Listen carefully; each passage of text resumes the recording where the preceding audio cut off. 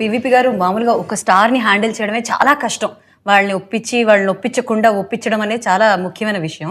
అలాంటిది ఇంతమంది స్టార్స్ని, మా బంగారాన్ని అందరినీ కలిపి చేయడం ఎలా చేశారండి మీరు? ఆయన he's very patient, very patient. ఇంతమంది యాక్టర్స్ కూడా ఆయనే రీజన్ అండి. ముందు మేము ఏమన్నా ఎందుకు వాళ్ళని పెడదాం, ఎందుకు వీళ్ళని పెడదాం అంటే అది ఒక చిన్నపిల్లలాగండి యాక్చువల్గా.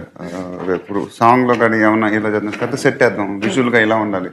తర్ని గారు వీళ్ళందరినీ పెట్టింది ఆయనే. He wanted his production to look very grand. So ఇన్ని ఇవ్వటం అనేది నిజంగా వీఆర్ వెరీ హ్యాపీ అండి. ఎప్పుడు ఒక కంటెంట్ అయిన శ్రీమంతుడు లాంటి సినిమా తర్వాత ఓకే అది అలా ఆడింది, సో ఇప్పుడు మనం అది కూడా పెడదాం, ఇది కూడా పెడదాం. నేను నా ఎక్స్పీరియన్స్ చాలా మందిని చూశాను, బట్ అది ఏమీ లేకుండా జెన్యున్ గా కథని నమ్మి కంటెంట్ చాలా బాగుంటుందని. సో ఈ was an inspiration to us. Shooting మొత్తం విజయవాడలో జరిగిందని మేము వింటిమి. అంటే విజయవాడ బ్యాక్ డ్రాప్ అండి. సో విజయవాడలో షూట్ చేయడం అనేది చాలా కష్టం. So with CG we manage to create. మీకు మిక్కీ గారు మీరు అన్నారు, నేను మనిషిని అయితే ఆయన నా సోల్, ఐ మీన్ మా ఇద్దరికి అలా ఉంది కనెక్షన్ అని అన్నారు. సినిమాలో పాటలు అద్భుతం. సో ఇందులో అధరం మధురం. సంగీతం నేర్చుకున్నప్పుడు మేము ఏంటంటే ఇలాంటి పాటలు విన్నప్పుడు రాముడినే కీర్తిస్తాం. నా కళ్ళు మూసుకోగానే ఐ స్వేర్ మహేష్ బాబు గారు కనబడుతున్నారు. అంతా చక్కగా కంపోజిషన్ జరిగింది.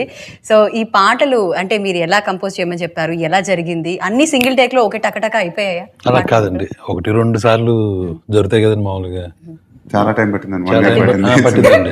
నిజాలు మాట్లాడేస్తున్నారు అక్కడి నుంచి ఇక్కడి నుంచి. డిఫరెన్స్ ఏంటంటేనండి, ఇప్పుడు ఆయన మధురం సాంగ్ ను నాయుడు అని ఇంకోటి ఉంది. రెండు ఫార్మల్ గా లిరిక్ రైటర్స్ పిలిచి రాయిస్తారు. ఇప్పుడు బ్రహ్మోత్సవం సాంగ్ సీతారామ శాస్త్రి గారు ఆల్మోస్ట్ ఒక 4 months తీసుకున్నారు.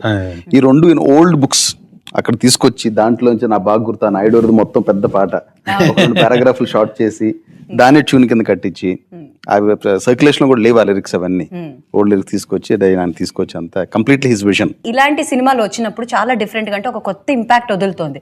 సో యాజ్ అ యాక్టర్ గా మీరు ఈ సినిమాకి ఎలా మిమ్మల్ని మీరు ఎలాంటి ట్యూబ్ లో వేసుకున్నారు? అంటే అదేండి, ఫస్ట్ 2-3 days కొంచెం ఎప్పుడు పట్టుందండి. బట్ ఈసారి ఏంటంటే శ్రీకాంత్ గారు నాకు స్టోరీ చెప్తున్నప్పుడల్లా ప్రతి 2 సార్లు ఆ సీన్లు అయిపోయినాక ఈ అబ్బాయి ఈ కుర్రోడు, ఈ అబ్బాయి ఈ కుర్రోడు